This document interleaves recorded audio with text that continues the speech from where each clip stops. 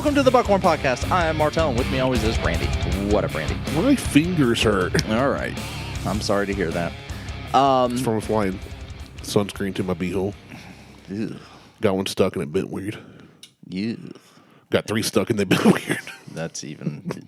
What do we got? Exam. We got something here. So we got so listener Corey posted something in the Buckhorn Lounge that he's like, hey, we need Patrick to give this a try, and it's England's first. He said, bourbon. "Pop in for a nip." Yeah. Well, I mean, he gave him the Queen's English instead of our treasonous bastardization of the language. The fun version. Yeah, the fun version. Yeah. So, England's first bourbon's been unveiled. Derbyshire-based Never Say Die has released what they believe to be the first English bourbon, which has been ocean-aged on the transatlantic voyage. So it's kind of like Jefferson's Ocean. The bourbon, which is distilled, matured in Kentucky, has been... So it's not England's first, then? Well, hold on.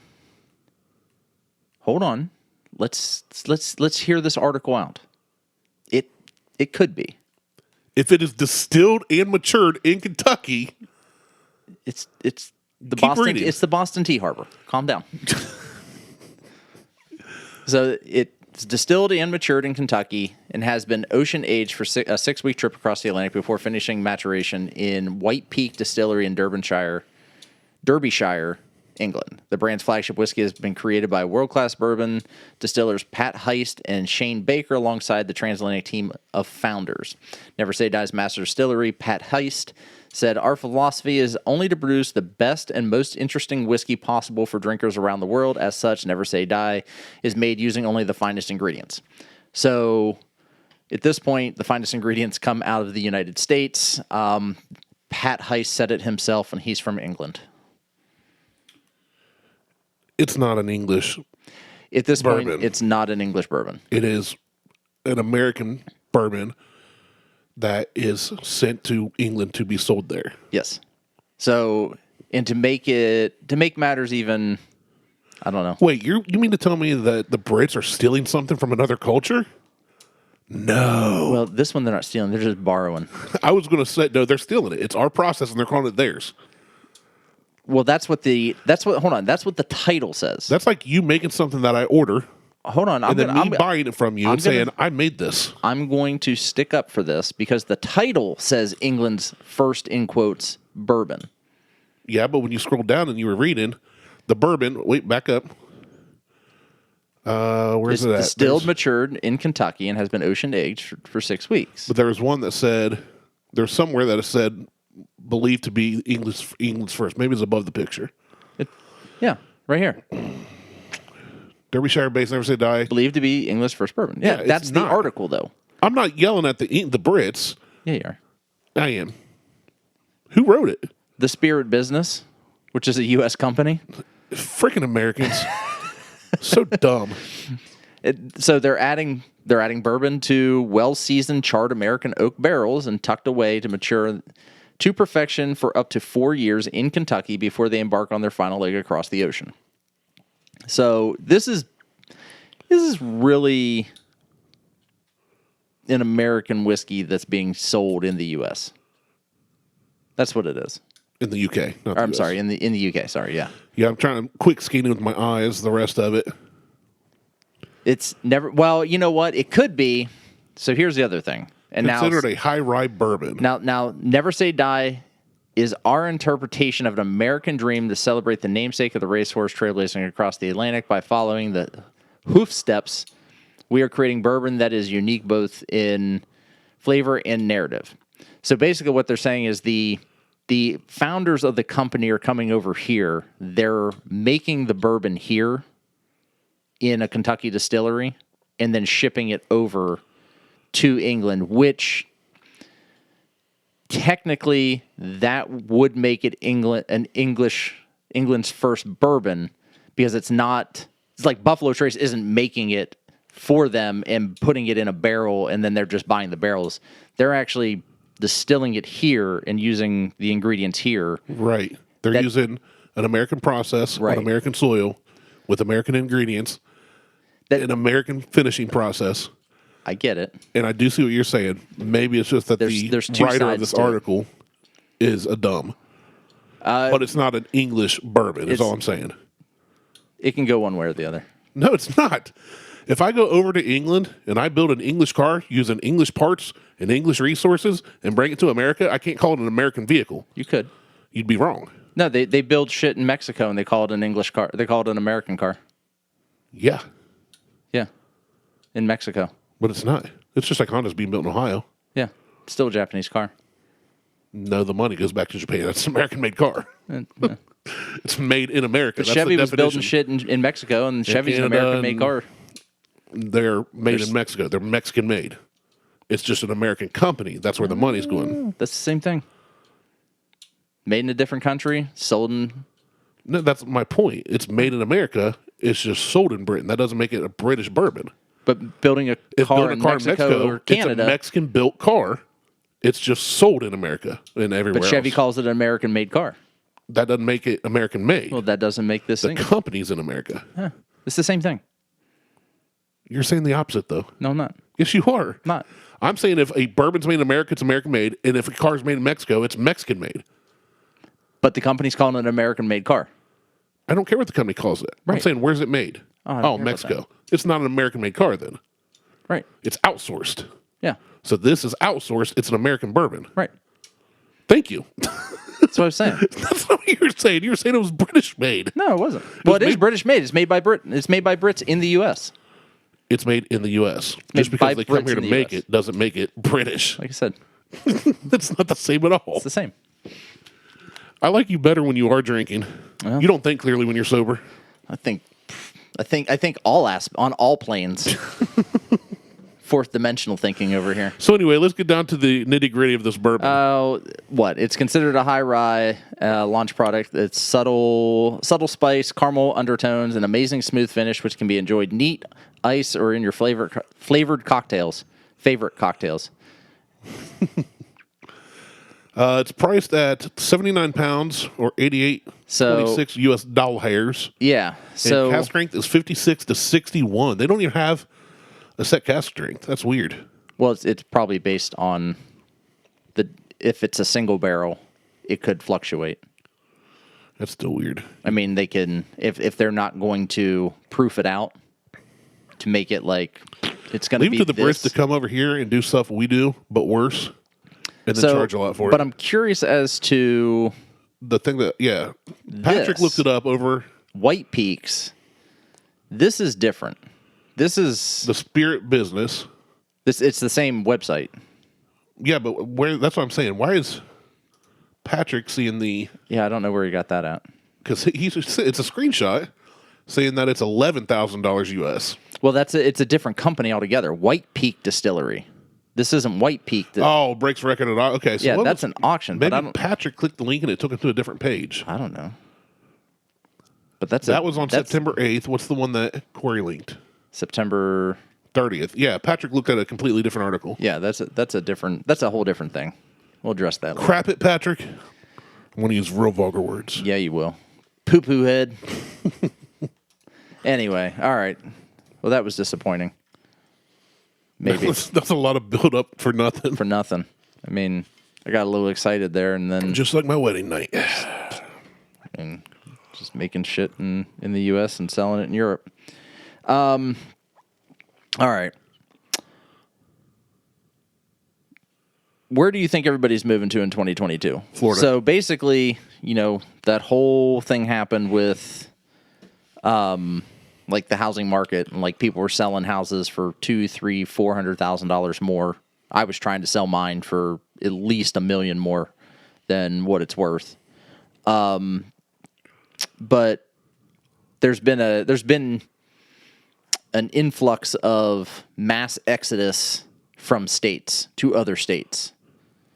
So you think Florida is where everybody's moving to? I think that would be one of them. It's one of them. I'm sure it's one of them. I would say Florida. I would say the Carolinas. I would say Texas. Okay. I would guess California, Washington, and Oregon. I would say people are leaving the fuck out of California. Ain't no one moving to California. I don't know. So That's just what I would guess. hey, they used the word influx in this in this article.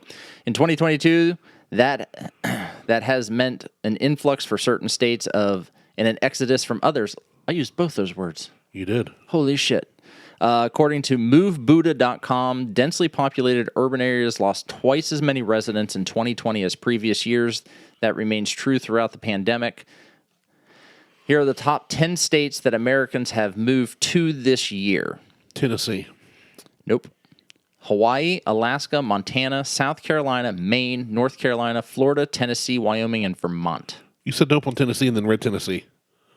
Yep.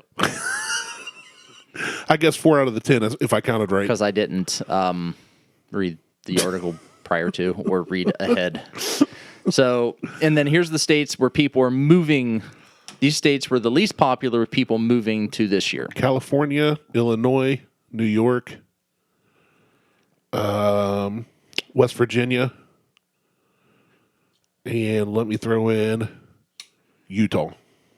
Okay, you got like 4 out of those 5. Nice. Jersey, California, Illinois, New York, Connecticut, Utah, Maryland, Rhode Island, Louisiana, and Virginia. Yeah, you forget about the forgettable states. Yeah, Virginia can suck it anyway because that state sucks. Does it? So if you like to drive, that is not a state you want to drive through. Really? They don't allow. You can't. I've driven through it on the way to North Carolina, but that's it. Well, that's about the only time I go. No radar detectors. That's illegal. Like, who uses those anymore anyway? I don't know. Radar detectors are illegal. They will pull you over for doing half a mile over the speed limit. Huh. I used to go flying through Virginia. They hide. And they usually have the slowest speed limits. So, like, you're, like, cruising 65, and all of a sudden it's like, oh, hey, speed limit ahead, 45 miles an hour. I've only been on highways, and it's like 70 all through there. No, not through Virginia, it's not. It's like 55. You're doing 70, and you get to Virginia, and it's like, hey, you got to slow down to 55, buddy. I'm Googling. You can Google that. Unless they changed it since last year.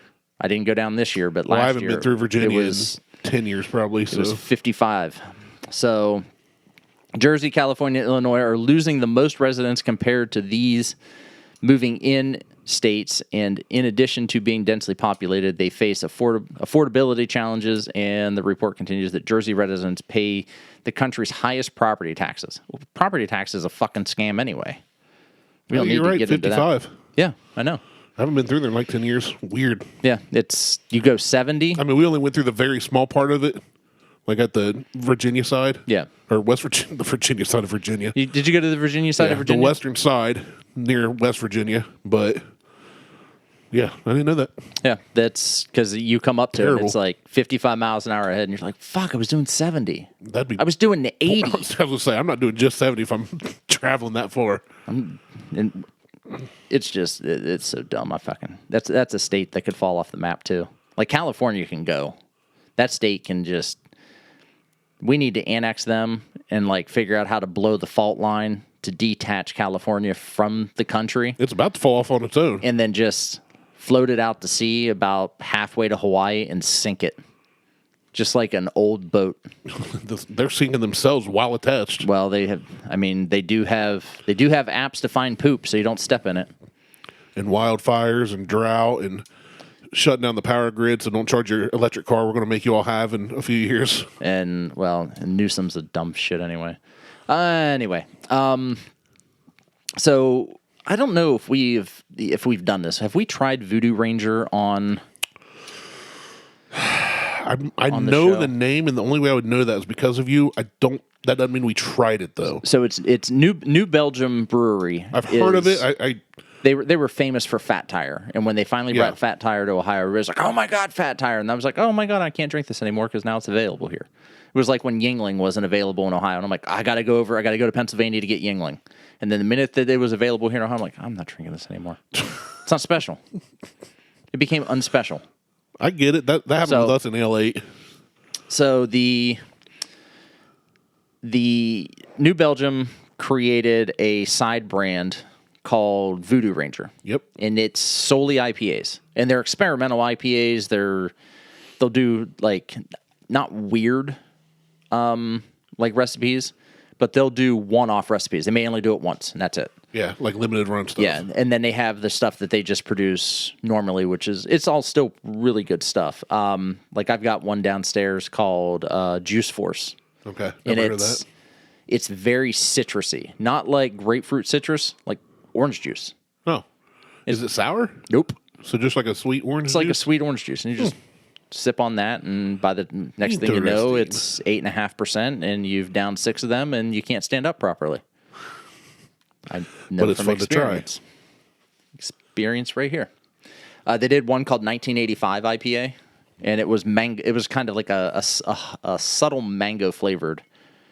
It was really good, Nice. and they do all this like crazy artwork, and their Their cans are eccentric. a little bit, but it's always a skeleton with a like a ranger's uniform on. Yeah. That's like their thing. So, you're on a pirate ship in the 1600s in San Diego Bay during Comic-Con.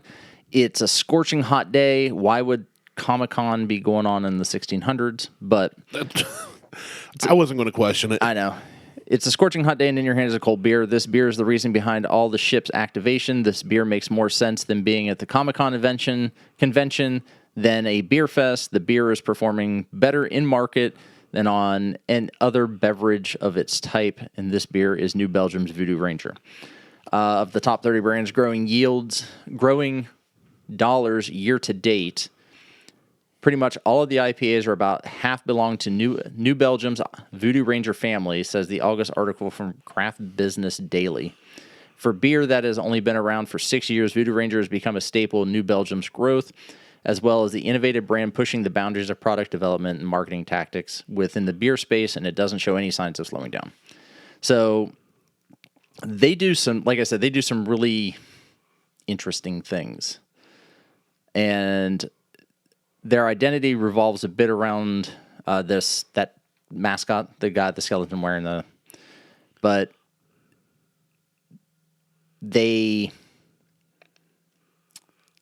I don't know where I'm going. They're innovative with what they do. I don't want to sit here and read the whole article. Thank you, because it was kind of... It's written poorly. It's not read poorly. It may be both. It's a fine combination. Yeah. But everything that they do, like they make their own memes out of that like that mascot. Like yeah. they'll do different memes and stuff like passing around.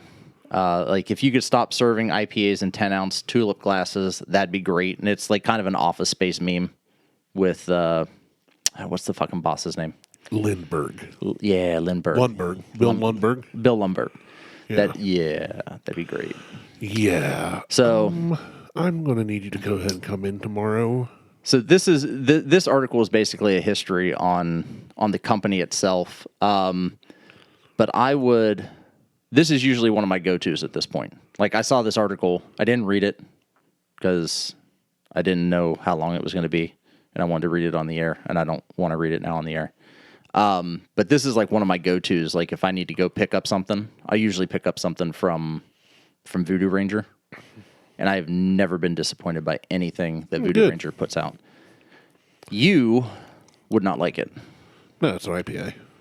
But the orange juice one sounds intriguing. Well, it's not orange. It's just called fruit. It's just called Juice Force. Well, I mean, the one you said tastes. It's a juicy. Citrusy.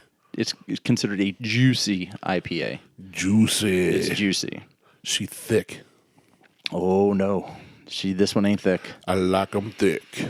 I like them shit. chunky. So that's what I got. That's enough. That's everything. That's only 18 minutes.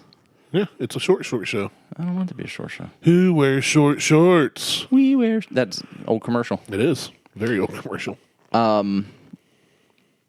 Commercials suck anymore. Well, no one ever watches them. Everybody's just fast forwarding through, so no one gives a shit what the commercial looks like or what it is or any of the information. Anyway, so Sober October is currently going on. You can still join. Just, if you're in the lounge, click on the Gym Rat link that I posted and set yourself up an account and jump in. We're 1 point for every day you can get over 5,000 steps, 1 point for every day you don't drink alcohol, and 3 points max a week for a workout. I don't give it. The workout needs to be a workout. It's not just like, oh, I went and moved bricks. That can be a workout. It could be. It's literally lifting weights. Kind of. It's lifting weights before Rogue came around. I wouldn't. Or those sand-filled plastic ones from Walmart. I wouldn't consider that personally a workout, but if you want to consider that a workout, If you don't work out ever and you have to go move a lot of bricks, that's a workout. I work out all the time, and I have a lot of bricks, and I don't consider it a workout. How often do you move them? Well, I've got to move them here after you leave. Oh, there you go. Workout. It's not a workout. You get a rep. Nope. Imagine getting no reps while moving bricks. Somebody just standing by like no rep. That would be me. I'd be like, nope. You can leave it there, but you can just go back and pick up more, and it's going to be a no rep every time. But no, like I did a walk this morning. I did a 4-mile walk this morning with about a half a mile run. There you go. So, and that was my workout today. It put me over 10. I'm currently sitting at 10,383 steps. Good for the day. It's a good day. It's a good day. So, and what are my active calories? I've burned 473 calories today. You should see how much more you burn moving bricks. We'll see. We'll see if it's a workout or not. Probably. I mean, my heart rate probably won't get above 80. Oh, not if you're just casually moving bricks, but you're still moving. So you're taking steps, you're lifting stuff. I just don't consider that a workout. That's my own personal preference. I wouldn't call it a workout by definition. Then I wouldn't log it as a workout as part of it. I didn't say that I was. I'm going to log you moving bricks as my workout. Point. No. You're not even doing it. You're right. I'm not. And I got to tell you, it feels phenomenal. I bet. Every time you stand up, you're like, ah, and every time you walk down the steps, you're like, ah. Yeah. And every time you sit on the toilet, it's a different sound when I sit on the toilet. Ah! Every time you get in the car, yeah. This lung capacity stuff sucks. And I know you say I can't use that excuse, but it is what it is. All I say is you need to build your lung capacity back up again. I'm working on it. Trust me. Especially these next 2 weeks are going to be tough. Walking, the hospital has hallways. No, I mean, it's just going to be tough all around with other stuff, not walking. There's a lot going on that I don't prefer to say on air. That's fine. But, yeah, stress. It's a hell of a drug. Yeah, that's what it is. Trust me, this would not be a drug I would choose to be indulging in. I'm glad I didn't put, don't do drugs on this challenge. I just said don't drink alcohol or smoke cigars. Yep, you didn't say nothing about a backy pipe. I should change that to tobacco. Cigarettes. Weed. Well, you know what? Most of the people that are on that I would imagine that most of the people that listen to the show don't smoke or only smoke I would cigars. guess that very few do. Did I spell tobacco right? No, 2 C's. Tabasco. Just leave it. No, do not smoke tobacco. Put smoking Tabasco. No alcohol or smoking Tabasco. I still spelled it wrong. Tobacco.